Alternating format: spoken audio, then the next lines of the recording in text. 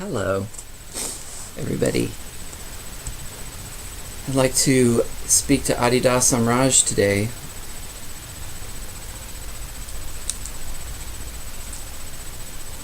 He's here. Hello, Bhagavana. My son.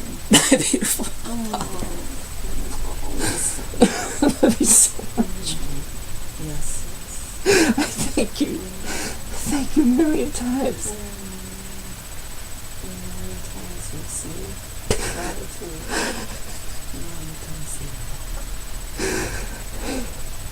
I exist because you exist. I just want to say, since I saw you last, that I continue to enjoy daily just lapsing into formless samadhi. Mm-hmm. And it's easy to concentrate on you. Mm-hmm. In spite of any of challenges and apparent distractions or difficulties. Mm-hmm. I felt like turning to you and being able to enjoy motionless, centerless, formless beingness, presence, existence, Mm-hmm. Yes. and seeing your image. Mm-hmm. He says he has no words because this is such a deep truth, such a deep and profound truth that you participate in through him. And he's happy to be a vessel for that deepest truth, and for you to know that truth through him. Well, I can't say enough how amazing it is, what you are, what you do, Mm-hmm. and there's so many beautiful effects, including, I wanted to show you some art that I've made since May, but I've been making chalk paintings, and I can bring them up now. I have them on the computer here, so it's one of the, I feel like I've been drawing in an abstract style since I had the awakening in 2013. Mm-hmm. It's like one of these things that blossomed out of me, Mm-hmm. concurrent with this loss of the self-contraction. Mm-hmm. And I've been working in pencil these past few years and really happy with the development, and I found some colored chalk and I started working in a new medium, and it was right on the 4th anniversary of the awakening, May of this year, Mm-hmm. that this happened. And let's bring up a few.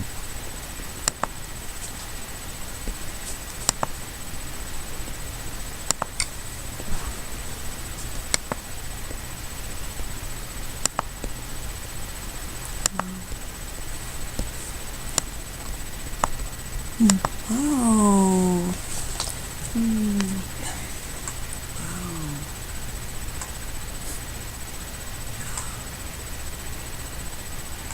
And Warner Williams, the painter, has seen it, and he says it's good. Mm-hmm. And he says it's good abstract expressionism. Mm-hmm. And he says he sees I came from de Kooning, Mm-hmm. and I agree Mm. very strongly. This is so wonderful. Thank you. Wow, wait. Wow. Yeah, I'm just going to stop. And Oh. so, yeah. So Bhagavan, I thank you for things like this. This kind of freedom Mm-hmm. is a reflection of the internal freedom I feel, Mm-hmm. of just fluid motion and motionlessness and pure consciousness. So this art was a way for me to express consciousness without objective form. Mm-hmm. And it's also influenced by your work, like Quandroloka and Struwelpeter, your beautiful, abstract, complex work. He's very happy to see this. He's got a happy heart, a big bowl, a big happy heart. And he's very happy to see this arising in you from your sharing together. And very, very happy that this would come as a result of your immersion in Bodhidharma. Yes. Thank you, Bhagavan. Yeah, he says these stand alone, but if you want to keep doing it, we bring more of the consciousness into the world for others to participate in. Yeah, and I want to make some money. I want to sell these. Oh, great. Yeah. Yeah. Great. So, Bhagavan, I have something important and special to share with you. That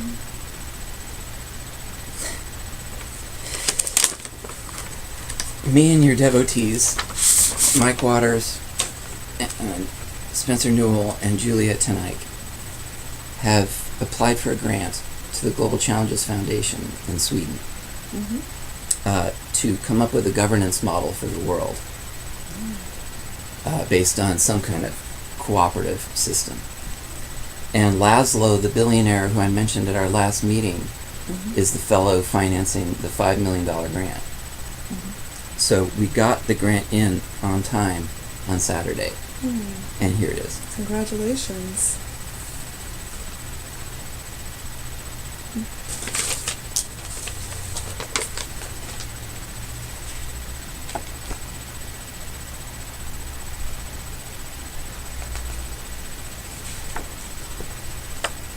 And so this, Bhagavan, is the Global Cooperative Forum Pavilion. And these are Santa Monica palm trees. And this is the first one to be built in Oakland, as per your, positive response to the idea of using Oakland for such matters. And these are monolithic domes that Mike Waters and Leonard Melmauer, other devotees, are developing, which is already in place. You make an air form and you blow concrete onto the form, and it's approved by FEMA for disaster resistance. It's quite cost effective for a sacred temple design like this. And these little dots here are circular stained glass windows about yay big that ring the lower dome and the upper dome. In Adida's teaching from what he calls the Free Union of Renunciate Messengers, the top ring of windows are the renunciates of the world, the true spiritual masters, the adepts like Buddha and Jesus and Adida. The lower ring are the true warriors, the pure warriors like Gandhi, Martin Luther King, and the people who have been more activist oriented. And Adida says both levels need to come together of the renunciates and the true warriors in the Global Cooperative Forum to bring humanity into a new kind of cooperative governance system that's horizontal and not vertical, so that everyone is an equal say on the planet, and the planet itself has an equal say in the forum. It's beautiful. Wow. And this is a huge brainchild of Mike Waters, who has come up with a guild structure for the Global Cooperative Forum and utilizes a term called stigmergy, which is a process being used in Melbourne, Australia, to do self-governance, where all the important recorded information of governance is available to everybody on what Michael has termed an Empowerment Commons database, which is universally available, best practices for cooperation.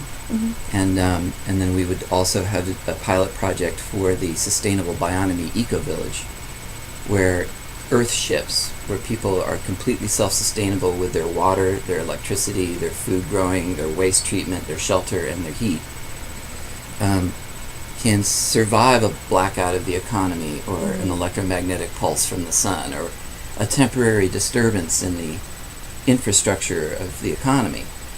We can make humans secure. We can give them security where they live. In refugee crisis situations, we can build monolithic domes and eco-villages as pilot projects in the most disaster-affected areas first, and show the efficacy of our model and bring self-governance on a horizontal basis to disaster areas, to the war-torn areas.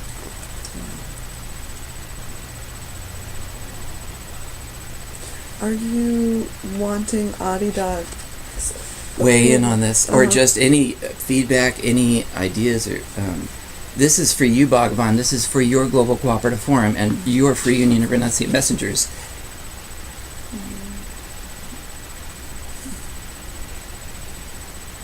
Mm-hmm. Mm-hmm. He's happy. He's happy. I'm still as the channel reading it. Yeah. So, Take your time. well, I want to know if you want him to look closely at each page, or are you looking for more general? More general. Yeah, Mhm. it's 30 pages, Mm-hmm. and I'd be happy to answer any questions too. Yeah. Okay, but a more general statement. Yeah, more about- general statement. about this project. This project, and do you want us to work with this billionaire? Is this guy on the up and up? We've already done it. We've already submitted. It's in the stream. The CIA knows about us now. Everybody who is at that level echelon of billionaires, I feel like we poked into their membrane. Mhm. And it's not the only one. I have another report for you later about another billionaire. So I feel like this is serious. Mhm. This is serious. We went in depth on this, combining your social wisdom with Stigmergy, with the best practices of open source intelligence. And it's the grandest governance scheme, most comprehensive, most exquisitely egalitarian, and informed by ultimate prior unity. Mhm. Let me check one thing. He's saying that if you followed his guidelines, then he trusts you to be in integrity with your integrity with trying to honor him. And he believes that this document, just knowing you and the people that you mentioned, that this document is a testament to your integrity and Mhm. to your way of understanding Adida in yourselves and in the world. Like, he believes that. And so he's sending this very firm vibe, almost like an I-beam. Whatever this part is, the Yeah. I-beam. He's sending like this, like let construction begin, kind of, Yeah. kind of like that. As far as asking about Laszlo, as the channel, I'm not getting any information, because I'd need more information Yeah. about Laszlo, and then with that, I could get Adida's reaction. But to me, it's just a name, so Right. I can see if he has any information about Laszlo. He said his heart is in the right place. He doesn't have as much experience with the spiritual states as you do, and Yeah. as Mike Waters and the other people do. Yeah. So that would be something you should keep in mind. It doesn't mean that he won't be, it won't be possible to work with him. It could be fine, but he just has areas of, he's showing me a picture of like areas of just shadow, like where things are not, Yeah. the light hasn't shined yet. Sure. But he has a lot. He has a lot of good intention, and he now he's sending me a picture of a man who has a beam of light coming into his heart from the beyond, and he's looking for a way to bring that beam to the earth and distribute it. In that sense, Yeah. he has a very good intention. Okay. That's what he wants to do with his beam. Some people take a beam and they distort it into themselves and they don't share it, but he wants to find out what's the best way to share this. And that his money is related to the beam. That's Mhm. another way that the beam comes for him, is through money. Yeah. Yeah, and that this would be a positive direction to go in, and positive thing for your group to be part of. Okay. I really want to build a temple. Did you want to ask him about Oakland? Yeah. How is Oakland for building Global Cooperative Forum Pavilion? Yeah, he says it's a good spot. High ground is better. Why? Because of water? Yeah. Yeah. Just the different things that are happening with water. Water's rising and possible tsunami. So high ground is, you would want that. Is there anything else you want to say about security on the West Coast, or how you'd want your... What's the question? Oh, you mentioned possible tsunami or rising water levels in Oakland.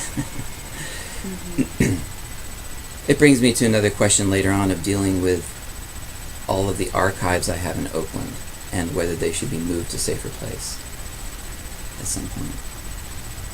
I see.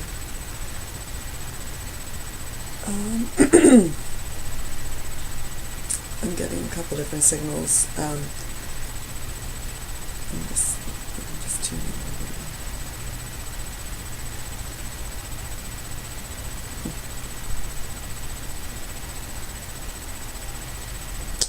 He's saying that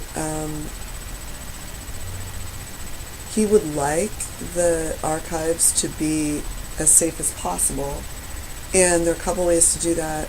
One is make copies and put the copies in a completely different location, like a location that's not coastal, a location that's not on earthquake prone, like in the Midwest or something. He's also saying that preparedness is a really big piece, and that the archive should be in something that's fireproof and earthquake-proof. He's not saying there's going to be a huge fire and earthquake, but he's like, this is a zone. Yeah. We're in a zone. Right. So those both precautions should be taken, as well as copies. Yeah. Yeah. But the main thing is for it to be in your hearts. And he wants to also be talking with you about a legacy, meaning when you guys of your age are not here, who will carry on? Yeah. I'm extremely interested and concerned about legacy. And I've started an Ego Death Foundation to accommodate the needs of the archives into the future.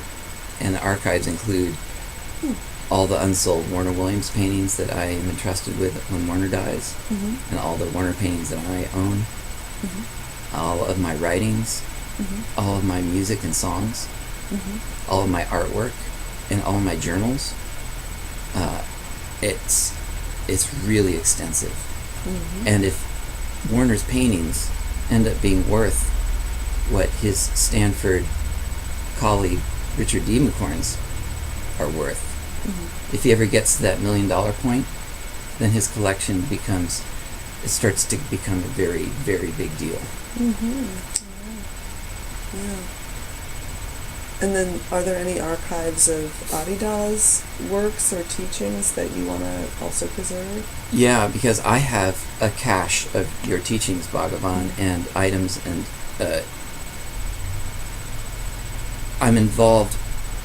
I'm aware of the archiving of your materials that's going on, Adida's materials. But I want to get the foundation, Ego Death Foundation, set up so that just the legacy of the materials can be preserved at that level, and then have the Global Cooperative Forum and the Free Union of Renunciate Messengers in place before I die, so that the training that you are talking about of new generations can be done. Because right now I train rock and rollers. I'm not training anybody in the way of the heart that Adida taught. You want to ask him about that, or? Yeah, I mean, Bhagavan, I'm a teacher. When do I get to teach you or your stuff?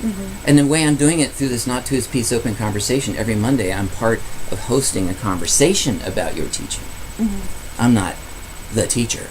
Do you want to ask him? Are you asking him what he wants you to do? Or? Actually, I want to go to another subject. Okay, sure. Which is Swaybone, the band, and rock and roll.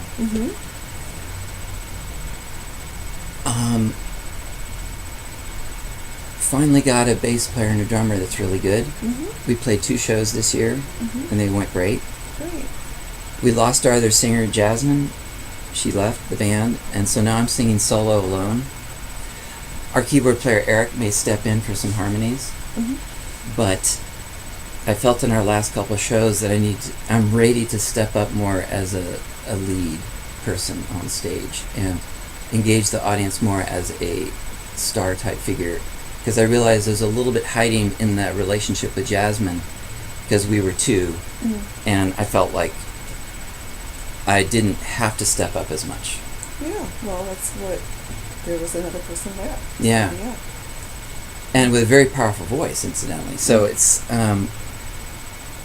I felt comfortable singing alone and being the focus of attention like that, and knowing that I am ready and I need to move people's attention to the music. Mm-hmm. And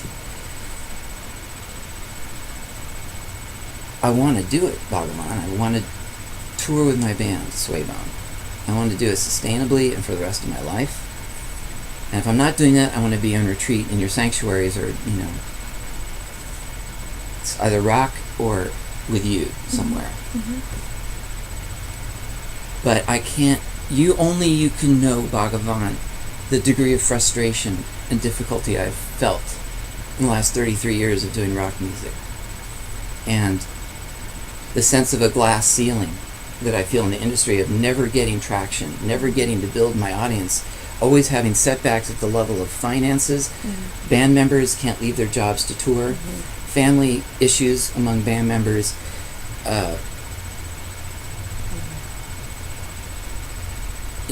It seems like the odds are stacked against a group of 5 people or 4 people Mm-hmm. getting on the road away from their jobs and their families for enough time to build an audience to have a sustainable career. Mm-hmm. And it seems like a constant Chinese puzzle, a constant impossible catch-22. Mm-hmm. And then all the new revelations about the Illuminati in the music industry make me feel like, well, of course I wasn't successful, because they would have killed me, or I would have been kicked out, because I would have never compromised with the Satanists and evil controllers and the mind control of the music industry. And it was too toxic for me to be there. And some of the people who were my heroes turned out to be Satanists or possible evil people involved with evil things and doing destructive things to children. And I've been saved from the evil, I feel like. I've been protected to do my thing. And now my thing is solid. I want to take over the fucking world. I had this conquering desire to be vindicated for my rock music and to be seen by the world as their rocker for the new age of Prior Unity, and other bands to come and follow suit. But right now I'm the only one singing for Prior Unity, out and out in my rock songs, and they're great. They're A-list songs finally. So I'm like, Bhagavan, how do I do it without either being subjected to the evil of the music industry or being simply made it impossible for financial reasons, or this constant hamster wheel of never being able to get traction in the music industry for 15 different reasons. Toxicity in the nightclubs. I can't invite the kids to see my shows because they're not all ages clubs. Only one in the East Bay is an all age club. And to get in is lucky to get in once a year. So it's like everything's stacked against rock, and rock is in a sad state. The quality of the bands and the songwriting coming up now, the new ones, the worst they've ever been. And it's like brain damage is setting in to the music industry, to the art world, to the Democratic Party, to all the elites. It's decaying, crumbling, crappy. And I want to come forward. Yeah, definitely. So let's see what he says. So he wants to welcome and support your forward spirit. He is very smiling. He's very, very smiling. Yeah, and he's saying you're the man for the job. And he really wants you to lead with your spirit. I got a picture of a unicorn horn. Leading a very large and powerful unicorn horn. A horn for peace and power through peace and cutting through. Yeah. Yeah. Cutting through. I'm willing to do that. And I am like a big unicorn horn. And I've been that way for you. I've been that way for myself. Yeah. So he's saying yes, and he hears your pain about the music industry, and I want to destroy it. I hate it. I just am so upset and yes, distraught. yeah, it's a tragedy. It's a tragedy. There was a golden era, short golden era. It always had its corruption, but it's just the corruption has really taken over, and the corruption of spirit has really taken over. It's like it got too top heavy, and then it crashed in on itself. And he's using the word tragedy. It's a spiritual tragedy that's happening, and that you are an antidote to that. What he's worried about is he'll support you. You will have his eternal and undying support. But that you need support on the physical plane too. Thank you. Yes. That you need people around you who believe in you. Ideally, you would have an industry. Ideally, you would have, like in the place of a guild, there used to be an industry. Yeah. And young bands were given support and to tour, and that's just not really done. Maybe like, I don't know. Or if you do get to that level, what they ask of you is unacceptable. Yeah. So he wants to talk with you about, well, what are the options that you've thought about that where you could preserve your spirit? Yes. And sally forth. Indeed. And how can he help with that? Here's one possibility. To put an emphasis on the existing all ages live event infrastructure and build on that. And fill in with the alcohol gigs when you have to, because most rock and roll is mediated through alcohol as a business model. And I want to cut that out ruthlessly. So to focus on all ages venues. Yeah. As a network. And then build on that with active investment, because one of the things I want the Ego Death Foundation to do is to give grants to rock bands. Because there is no institution in the United States that gives public funding, financing, or grants, or even loans to rock bands. Great idea. So that would just be one part of the foundation. But a nonprofit rock foundation. A nonprofit rock foundation that, instead of every up-and-coming band having to reinvent the wheel of how do you manage, how do you get booking, how do you do all the infrastructural necessities of being in a band, it's like every band figures those things out in isolation, and never with a guild, never with financing or support, and they're all expected to make it in the marketplace without any support except the market. And no other business entity on the planet exists solely in the marketplace without any public financing or incentives or liability protections and things like that. Even the ones that brag that they just rely on the markets don't. They have all kinds of protections and stuff. Indeed. They enjoy all kinds of protections from the taxpayers. So why wouldn't rock bands enjoy a significant plurality of that, given their contributions to society? Because I'm willing to put forward the idea that what used to be considered the great things about America are now turning out to be bad.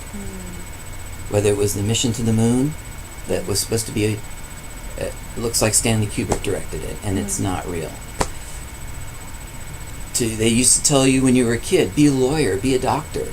But now the doctors are part of the medical mafia, and the lawyers have sold us out to the bankster elites from foreign countries so that we don't have our own sovereignty as a nation. And they're incarcerating people that you want to marry outside. Yeah, they've made incarcerating people a business. Right. So it's as crooked and corrupt as you could devise. And Bhagavan is asking me to speak. So, yeah, he is very happy about this model. He's Okay. Showing me. He's been wearing magenta and purple robes, and actually he's wearing a crown. Oh, I love you, Bhagavan. I love you. And so he's holding his robes up like this. And Yes. it's making a big purple shield and curtain. Holding that up to say, yes, this is resplendent for you, that the world needs this. This is a model that makes sense given the complete breakdown of the music industry. And there will be an outcry from musicians and from the public, from the consuming public, who want to have more exposure to great music. Healthy live music. Yeah, and bring their kids to it. Yeah. And, yeah.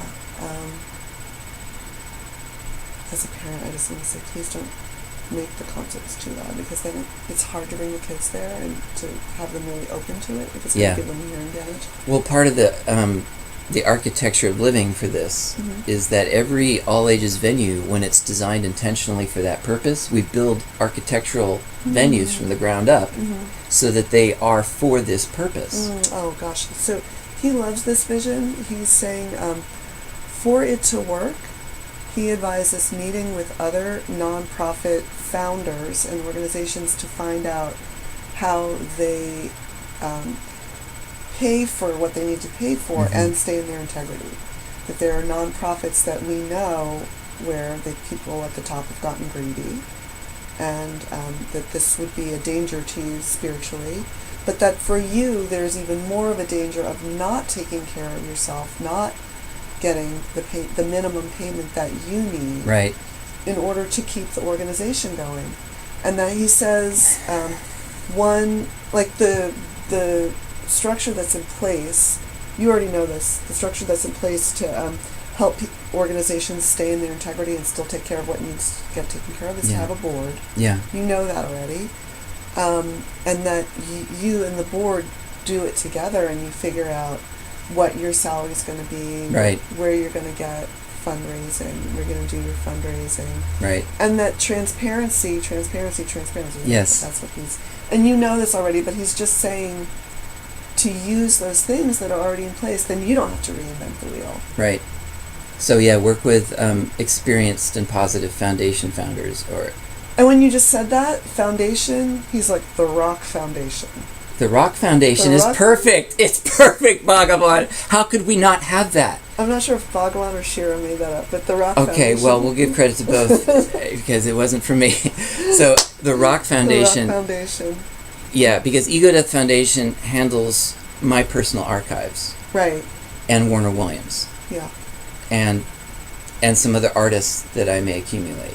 And he is so smiling because what came out at the last meeting here is that he's really behind you, like speaking about, like doing Dharma talks through your guitar Yeah. and through singing. Yeah. Those are your Dharma talks about prior unity. He's really excited about that.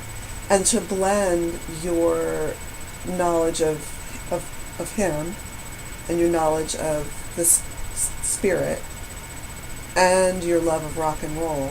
Yeah. Yeah. It's going to be challenging. You're going to have to really be high and then humble and, Yeah. then find a middle ground. That's going to be, you're going to do this dance between being a high rock star Right. and a humble man looking for donations. Yep. And having to be transparent, and then just a Right. human being who, like, needs some money coming in, needs a place to live, needs, like, the basics so that you can do your vision. Yeah. But he's very, like, he can't, let me just see, he went like that. He's smiling. He's excited and happy. He's like, yes, yes, yes, yes. Yes. Do it. He's like, do it, I'll help you. He likes this because it's a blend of him, his majesty in a way, and his evolvedness. Like, Yeah. he didn't use the word highness. You know, Yeah. they use that for kings. He's like Right. his evolvedness. Right. And yours, and your personal imprint combined with your evolution.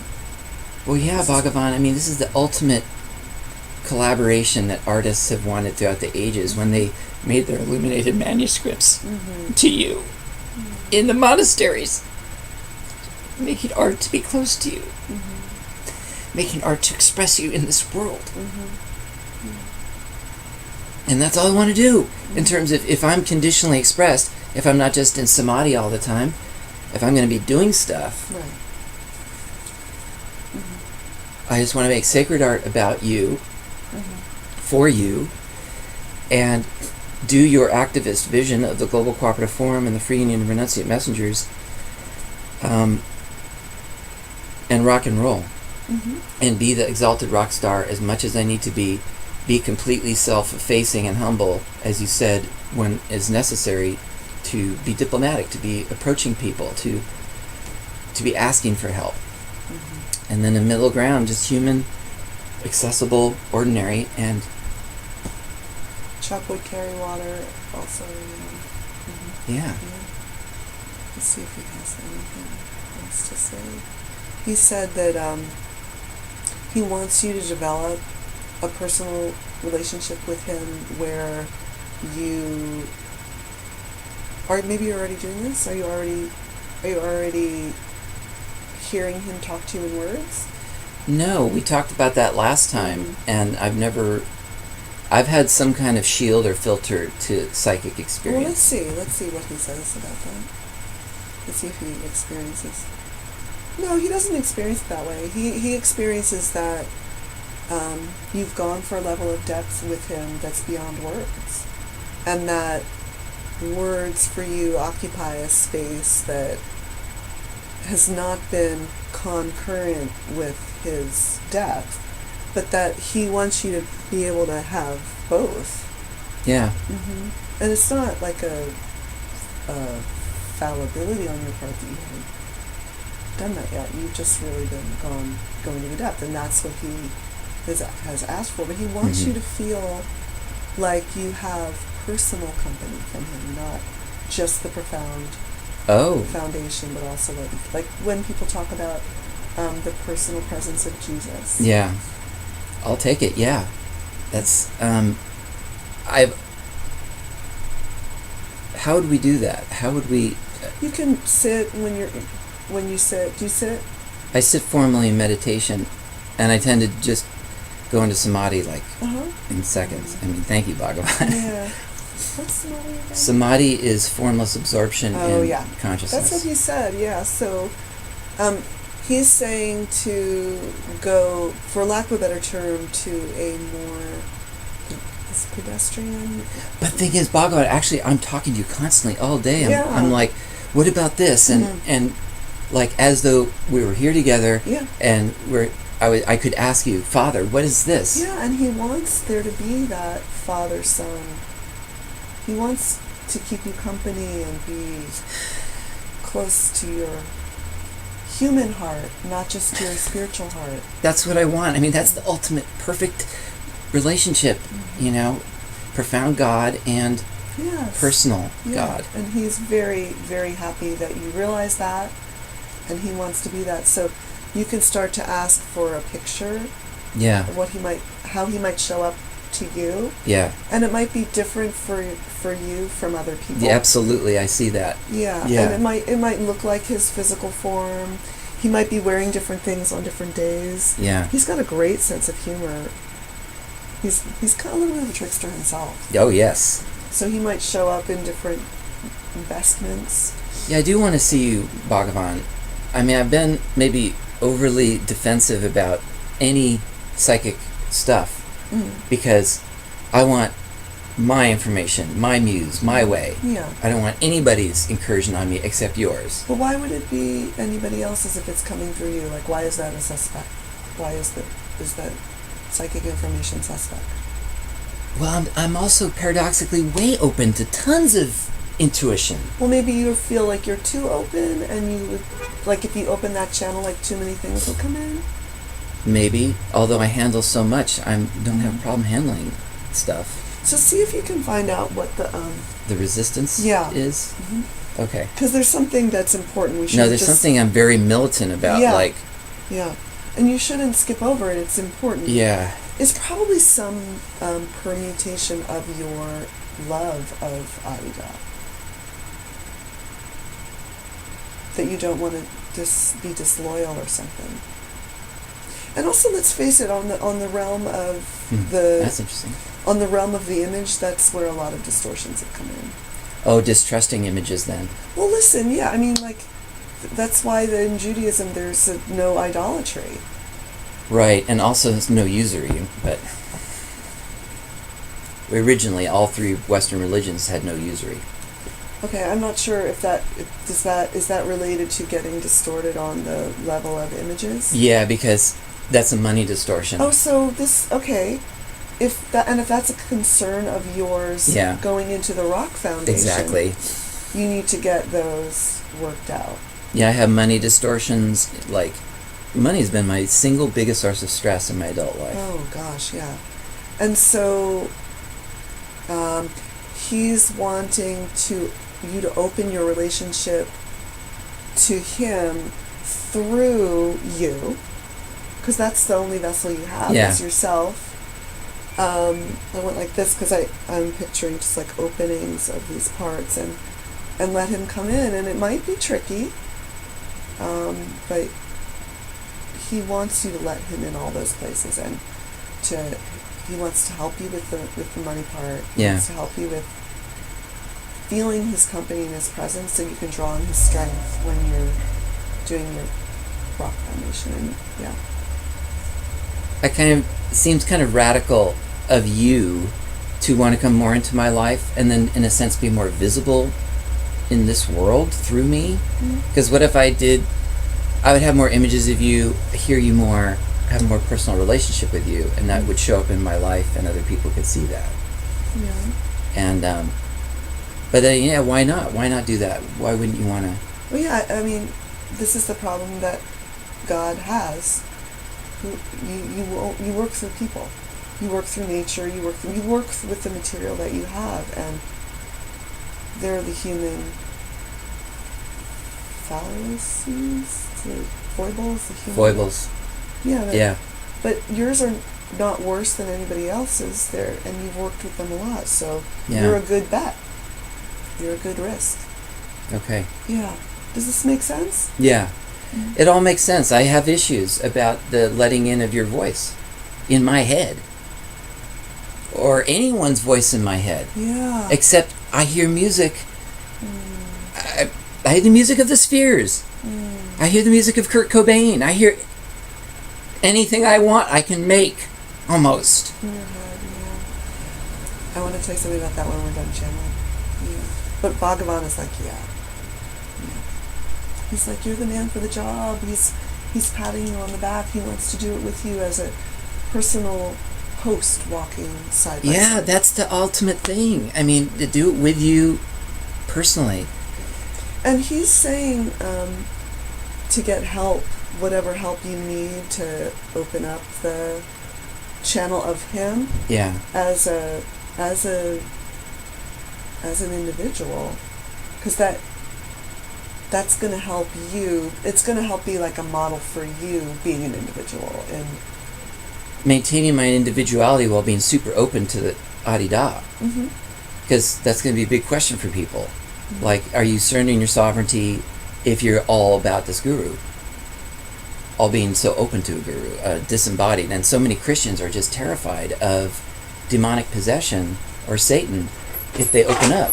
well, it's actually very similar to Christianity, and they, above all, should be sympathetic to having a son of God that you relate to, because Jesus is a son of God. Yeah. And my model is very similar to that. So, I mean, their problem is that they think there's only one. Right. But why not many? There have been many. They know that at some level. They know it in the Vatican archives. I mean, Mm-hmm. somewhere. So, how can I best help you with, like, what's the next step? How can I best help you? How can I convince you I believe in you? This would be a good place to work to open up the gates. And so the theme is to have me showing up personally for you as a companion. Yeah. Not only in the depth, which you really have a lot of facility there now, but to have the openness on the level of us talking to each other, having conversations. Yeah. So not just the profound level, but the other levels as well. And then if there are blocks to that, the level of money too. And if there are blocks to that, that you get help from people who are familiar with those blocks. Right. In a human being, and someone who ideally would also be familiar with the spiritual dimensions. Okay. Yeah. Yeah. I have been talking to you more personally. Yeah. And I want to see you more. I always want to see you more. I just want to see what you're looking like today, in this moment, in this interaction. All your styles, all your expressions, all your moods. He's really like joking around with this. He's wearing like purple and pink sateen, and his crown. It's like the crown from the imperial margarine. It's the kind of crown that goes like this, and then it has like these loops. And the nice loops. And then and then the loops have gems in them. Right. And then it has like a peak at the top, like on the peak of your temple. Yeah. Yeah. So he's rocking it, and he's chubby and laughing. He's so cute. Oh. I know, he's just like you just want to squeeze him. I know, he's so squeezable. Yeah. So he's very happy about this. He wants to know if you want to ask him anything else, because we've got 2 more minutes. Okay, let's see. Yeah, definitely. So I met a person who I want to show you.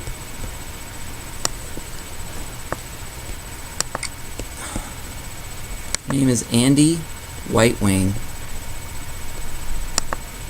and I met her on OkCupid, which is a dating website. And let me get the best picture here.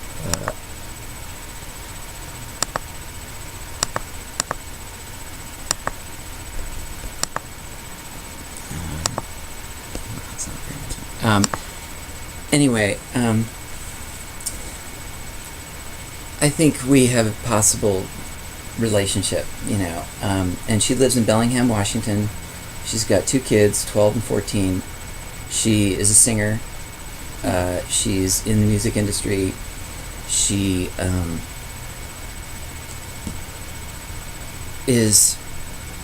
we've just had a really great time the times we've hung out. And she was here, and I feel like I may have potential for a new relationship, both romantically. She's polyamorous. We're both polyamorous, and decided that, that's where we're at. And I have a feeling like I might finally be able to start to have a relationship again. I was in a 2-month relationship last year with Tess Bradley, and that didn't work out. Which one? Did you mention her in the relation? I met her on OkCupid, and she's also a brilliant musician. But she had a father issue that I didn't know about until 2 months into the relationship, which caused her to emotionally collapse and shut down on me. And then finally we broke up. So, but I don't see that problem with this person. She is working on things involving archiving the music of bands that never got famous, or studios that have produced a lot of music. Like my studio produced thousands of songs of hip-hop artists and rock bands, and I need to do something with all this material.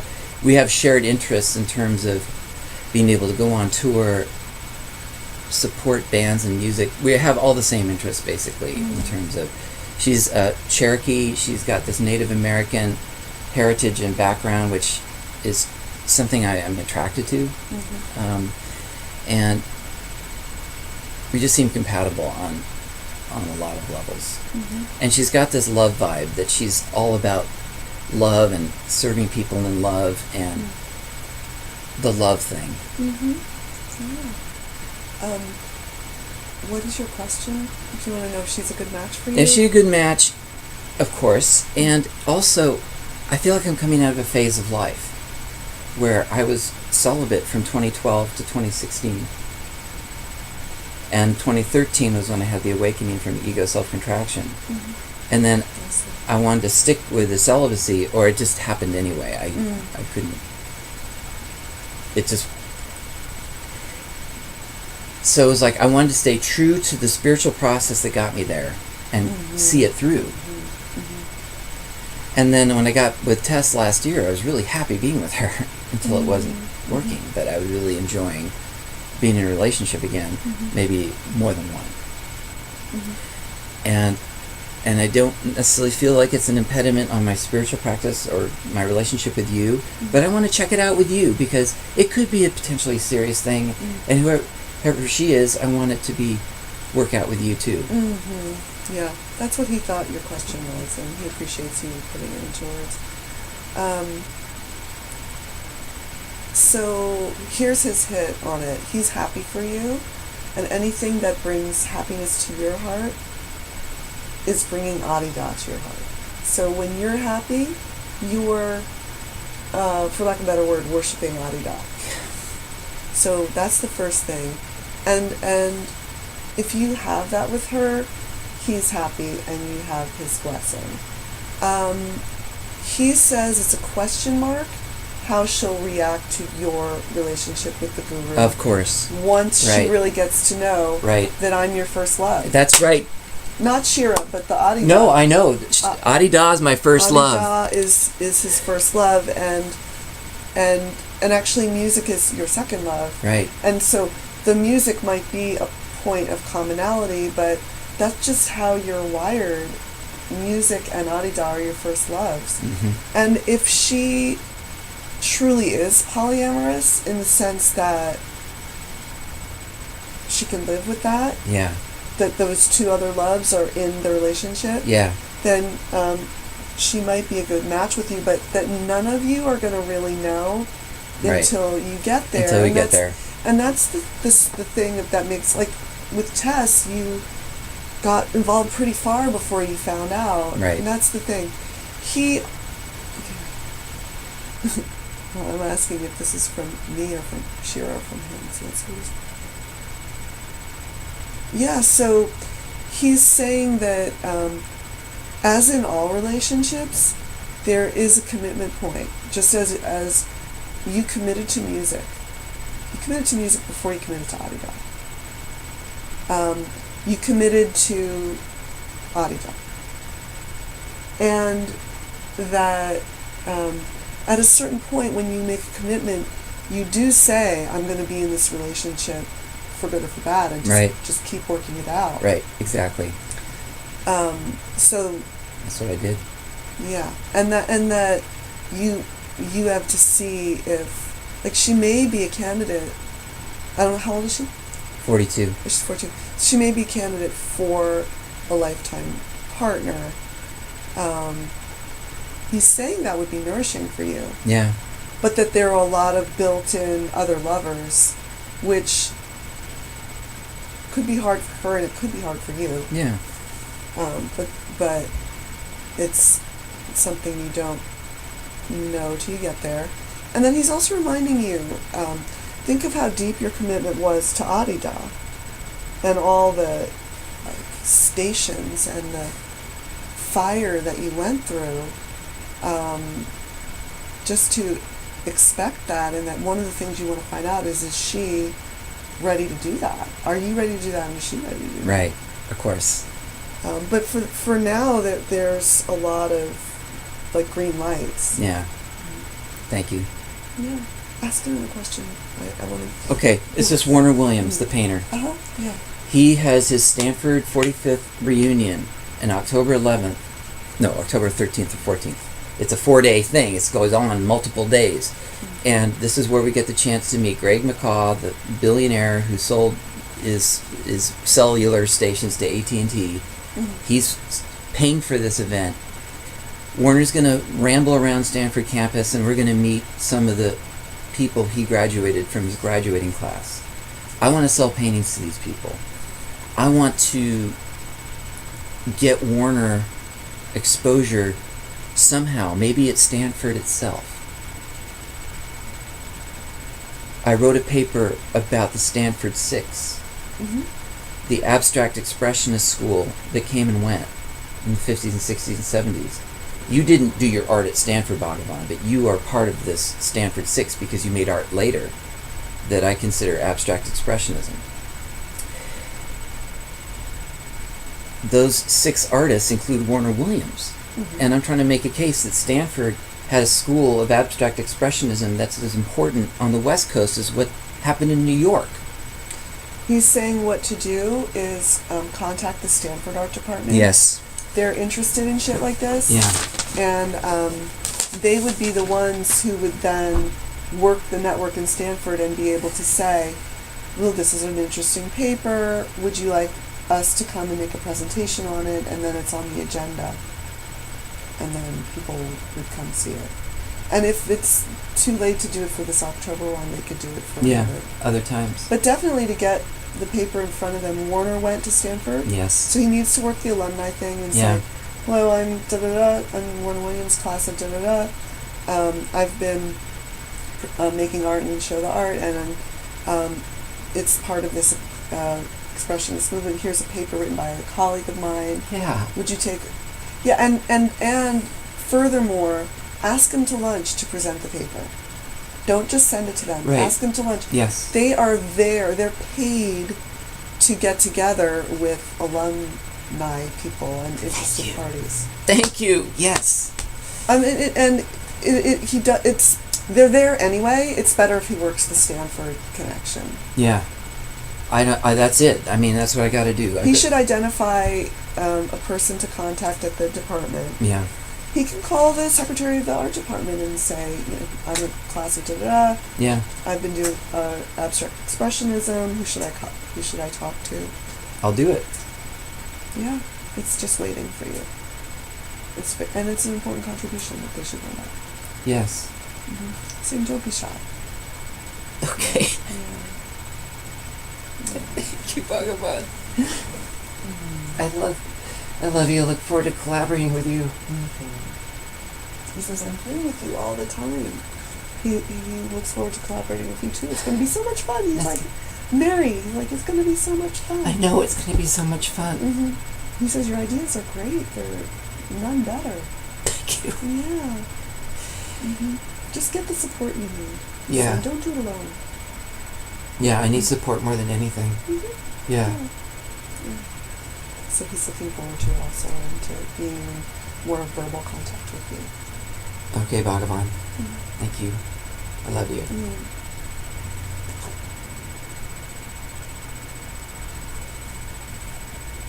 You still feel connected with him? He wants you to. Okay. Even though I'm not trailing him anymore, he wants you to still feel like there's no cutoff, there's no goodbye. Right. You have him all the time. He's like that. I know you are, Bhagavan, and that's what I want. That's what I need. You're perfect for me. Yeah. He's so in the love with you. He's like, yeah. I've been feeling it, Bhagavan. The love has been beyond. It's been out of control. It's beyond control.